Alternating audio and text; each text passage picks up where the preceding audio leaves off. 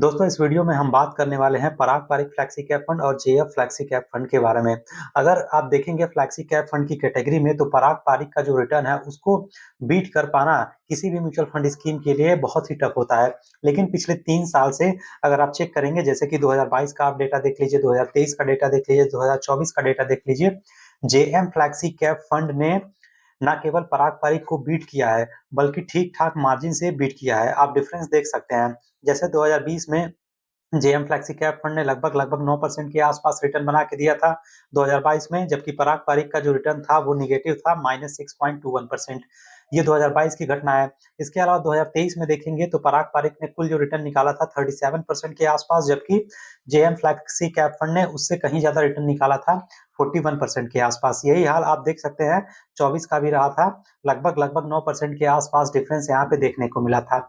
लेकिन suddenly JM flexi cap fund के साथ ऐसा क्या हुआ कि 2025 में आप देखेंगे जेएम का जो रिटर्न है वो नेगेटिव 6.45% था एंड पराग पारिक का अगेन 7.35% के आसपास पॉजिटिव रिटर्न देखने को मिला।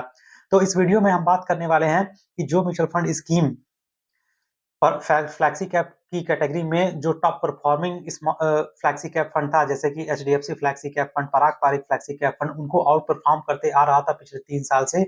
आखिर इसमें गिरावट अचानक से हमें क्यों देखने को मिल रही है, फाइनली जानेंगे कि इस म्यूचुअल फंड स्कीम के साथ आखिर क्या हुआ है। तो इसको जानने के लिए कि इस म्यूचुअल फंड स्कीम का जो प्रदर्शन है वो इतना खराब कैसे हो रहा है, इसके पीछे मैं आपको इसकी थोड़ी सी हिस्ट्री बताता हूँ, तब सारी चीजें आपको अच्छे से क्लियर होंगी। देखो, बात शुरू होती है 2008 से, ठीक है। 2008 में जब ये फंड लॉन्च हुआ था तो ये एक फ्लैक्सी कैप फंड नहीं था, बल्कि ये कौन सा फंड था, जेएम मल्टी कैप फंड था।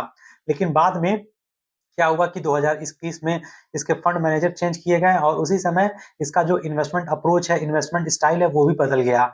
अब यहाँ से क्या बदलाव हुआ वो मैं आगे आपको बताऊंगा।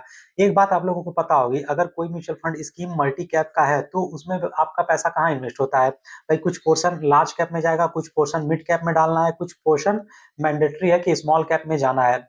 लेकिन आप देखेंगे कि ज्यादातर एक्सपोजर कहाँ पे होता है, लार्ज कैप में होता है। तो यहाँ से फंड को क्या मिल रहा था कि एक स्टेबिलिटी मिल जा रही थी, ठीक है, और लार्ज कैप में इन्वेस्टमेंट हो रहा है तो ठीक ठाक यहाँ पे आपको रिटर्न भी मिल रहा था। पराग पारिक का स्ट्रक्चर भी देखेंगे तो वो भी कुछ ना कुछ इसी तरीके का आपको देखने को मिलेगा।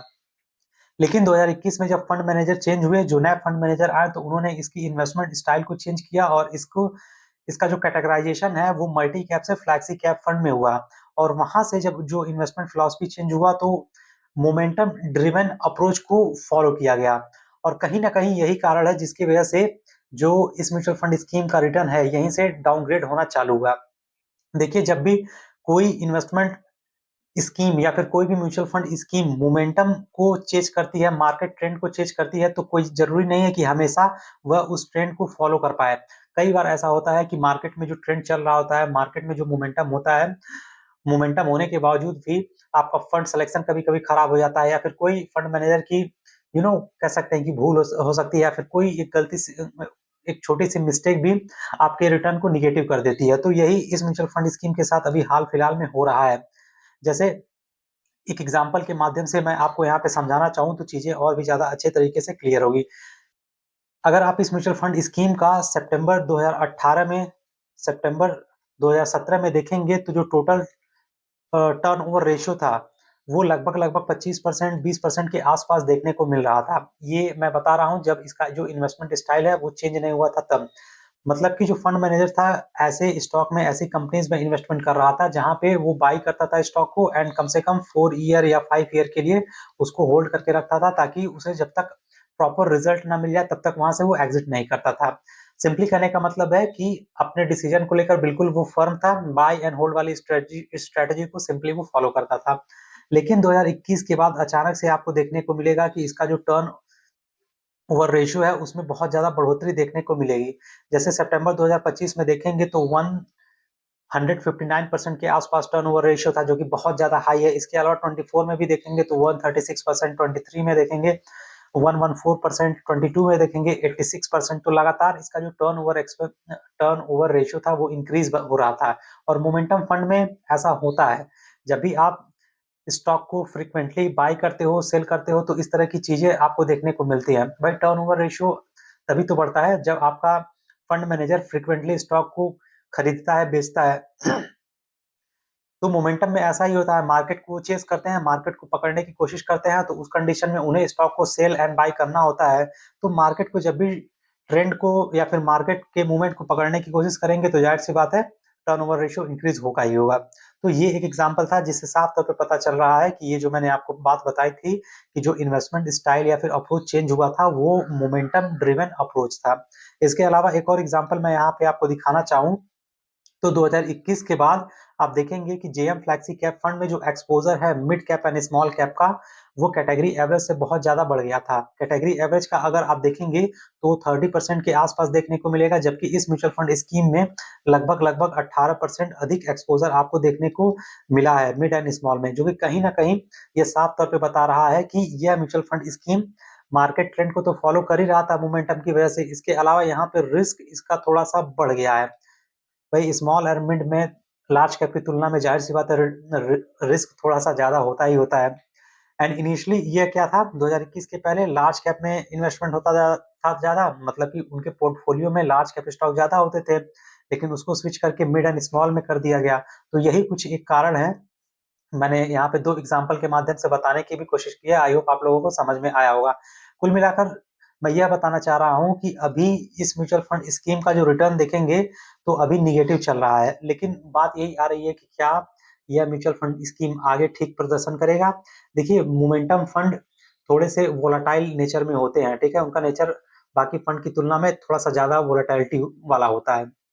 तो अब आगे कैसा ये परफ़ॉर्म करेगा ये कोई नहीं कह सकता, लेकिन अगर आप लॉन्ग टर्म के लिए इन्वेस्टमेंट करने की सोच रहे हैं, तो इस म्यूचुअल फंड स्कीम में एक बार आप फिर से सोच सकते हैं इन्वेस्टमेंट के बारे में। और अगर मैं पराग पारिक की बात करता हूँ, तो ये म्यूचुअल फंड स्कीम कैसा है? देखिए, पराग पारिक अभी भी one of the best mutual fund scheme है फ्लैक्सी कैप की कैटेगरी में। एक और फंड है जिसको आप जानते ही हैं, एचडीएफसी फ्लैक्सी कैप फंड, ठीक है? वैसे मैं जनरली अगर इन्वेस्टमेंट करने के बारे में मुझसे कोई पूछता है, अगर मेरा पर्सनल ओपिनियन भी अगर आप जानना चाहेंगे, तो मैं तो यही कहूँगा कि मैं पराग परिख या फिर एचडीएफसी को ही चुनूँगा।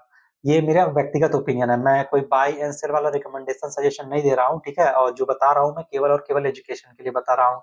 लेकिन फिर भी अगर आपको ज़्यादा रिटर्न चाहिए, आप हाई वोलेटिलिटी, हाई रिस्क को फेस करने की क्षमता रखते हो, तो आप जेएम फ्लेक्सी कैप फंड को भी चुन सकते हैं। इसके अलावा एक और म्यूचुअल फंड स्कीम है, इसका भी फ्लेक्सी कैप फंड का काफ़ी अच्छा प्रदर्शन है, वो है क्वांट फ्लेक्सी कैप फंड। इसमें भी इन्वेस्टमेंट के बारे में सोच-विचार आप कर सकते हैं। तो कुल मिला के कहने का मतलब है कि पराग परिक और एचडीएफसी में आपको कहीं न कहीं स्टेबिलिटी थोड़ा-सा ज़्यादा देखने को मिलेगी। हो सकता है जेएम आने वाले फ्यूचर में भी रिटर्न के मामले में फ्लैक्सी कैप की कैटेगरी में पराग परिक और एचडीएफसी दोनों से अच्छा रिजल्ट निकाल के दे, अच्छा रिटर्न बना के दे। लेकिन एक बात याद रखिएगा, यहाँ पे आपको वोलेटिलिटी ज़्यादा देखने को मिलेगी, रिस्क थोड़ा-सा ज़्यादा होगा पराग परिक एंड एचडीएफसी की तुलना में। तो फंड दोनों अच्छे हैं, ठीक है? मैंने यहाँ पे डिटेल में बता दिया है। बाकी अगर आपको इन दोनों फंड से या फिर कोई भी म्यूचुअल फंड से रिलेटेड डाउट हो, तो प्लीज़ मुझे कमेंट सेक्शन में कमेंट कीजिएगा। मैं कोशिश करूँगा कि मैं रिप्लाई करूँ। वीडियो समाप्त होता है, पसंद आया होगा तो please like, share and subscribe कीजिएगा। एंड मैं फिर से बोल रहा हूँ, जो कुछ भी बताया गया है केवल और केवल एजुकेशन एंड अवेयरनेस पर्पज़ के लिए बताया गया है। मिलते हैं नेक्स्ट वीडियो में, तब तक के लिए जय हिंद, जय भारत।